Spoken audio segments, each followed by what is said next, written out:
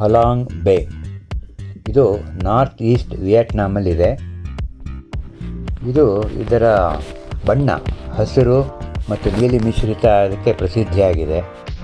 ಇದು ಉದ್ದುದ್ದ ದೊಡ್ಡ ದೊಡ್ಡ ಲೈಮ್ ಸ್ಟೋನ್ ಐಲ್ಯಾಂಡ್ಗಳಿದೆ, ದೊಡ್ಡ ದೊಡ್ಡ ಪರ್ವತ ಥರ ಇದೆ.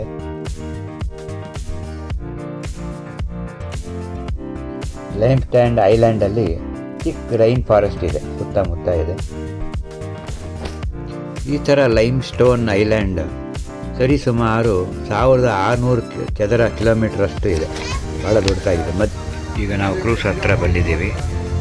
ಅಲ್ಲಿ ಕ್ರೂಸ್ ಎಲ್ಲ ನಮಗೆ ವೆಲ್ಕಮ್ ಮಾಡ್ತಾ ಇದ್ದಾರೆ, ಟಾಟಾ ಮಾಡಿ ವೆಲ್ಕಮ್ ಮಾಡ್ತಾ ಇದ್ದಾರೆ ನೋಡಿ. ಭಾಳ ಲಕ್ಸುರಿ ಕ್ರೂಸ್. ರಿಸೆಪ್ಷನ್ನು ಆ ಕಡೆ ಈ ಕಡೆ ಎಲ್ಲ ರೂಮ್ಗಳಿದೆ, ತುಂಬ ಸ್ಪೇಷಿಯಸ್ ಆಗಿದೆ ರೂಮ್ಗಳು.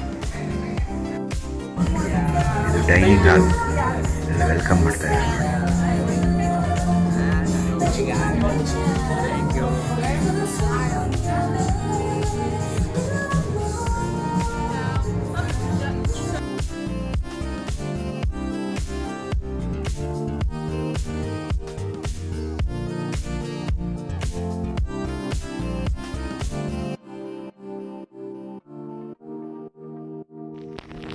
ನೀರು ಹಸಿರಾಗಿರೋದ್ರಿಂದ ಇದಕ್ಕೆ ಎಮರಾಲ್ಡ್ ವಾಟರ್ ಅಂತ ಹೇಳ್ತಾರೆ. ಸುತ್ತ ಐಲ್ಯಾಂಡ್ ಕಾಣಿಸುತ್ತೆ ನೋಡಿ ಮಧ್ಯ. ಇದು ನಮ್ಮ ರೂಮು, ಕೆಳಗಡೆ ಲೆವೆಲಲ್ಲೇ ಇತ್ತು. ಭಾಳ ಚೆನ್ನಾಗಿದೆ, ಸ್ಪೇಷಿಯಸ್ ಆಗಿದೆ.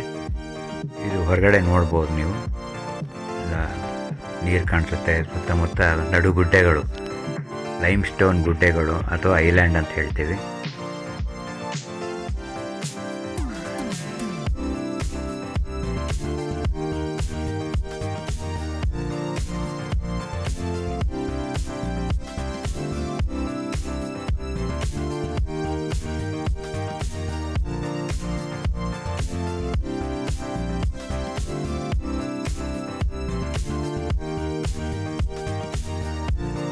ಹಲಾಂಗ್ ಬೇ ವಿಶೇಷ ಏನಪ್ಪ ಅಂತಂದರೆ ಇಲ್ಲಿ lime stone cars and caves ತುಂಬ ಇದೆ.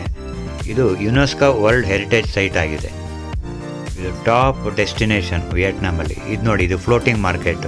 ಇಲ್ಲಿ ಸಣ್ಣ ಪುಟ್ಟ ವಸ್ತುಗಳು ನಿಮಗೆ ನಿಮ್ಮ ಕ್ರೂಸ್ ಹತ್ರನೇ ಬಂದು ಮಾರಾಟ ಮಾಡ್ತಾರೆ ನೋಡಿ. ಇಲ್ಲಿ ಜನಗಳು ಎಷ್ಟು ಕಷ್ಟಪಡ್ತಾ ಇದ್ದಾರೆ.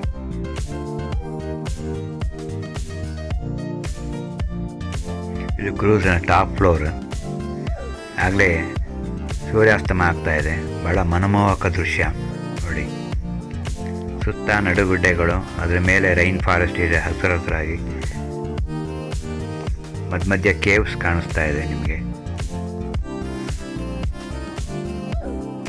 ವಿಯೆಟ್ನಾಮ್ ಹೋದವರು ಹಲಾಂಗ್ ಬೇನ ನೋಡಲೇಬೇಕು, ಕ್ರೂಸಲ್ಲಿ ಒಂದು ನೈಟ್ ಇರಲೇಬೇಕು, ಅಷ್ಟು ಸೊಗಸಾಗಿದೆ. ಮೇಲೆ ಸ್ವರ್ಗದಿಂದ ಡ್ರ್ಯಾಗನ್ನೇ ಬಂದ್ಬಿಟ್ಟು ಈ ಥರ ನಡುಗಡ್ಡೆಗಳನ್ನು ಶತ್ರುಗಳಿಂದ ವಿಯೆಟ್ನಾಮೀಸನ್ನು ರಕ್ಷಿಸಲು ಮಾಡಿದ್ದಾನೆ ಅಂತ ಇಲ್ಲಿ ಜನಗಳ ನಂಬಿಕೆ ಇದೆ.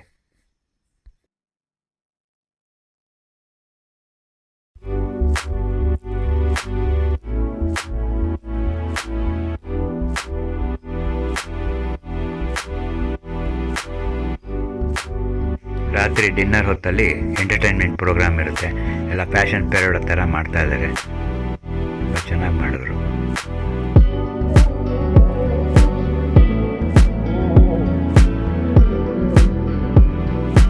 ಈಕೆ ಹೆಸರು ಚೆರೀನಾ, ಆ್ಯಕ್ಟಿವ್ ಕ್ರೂ.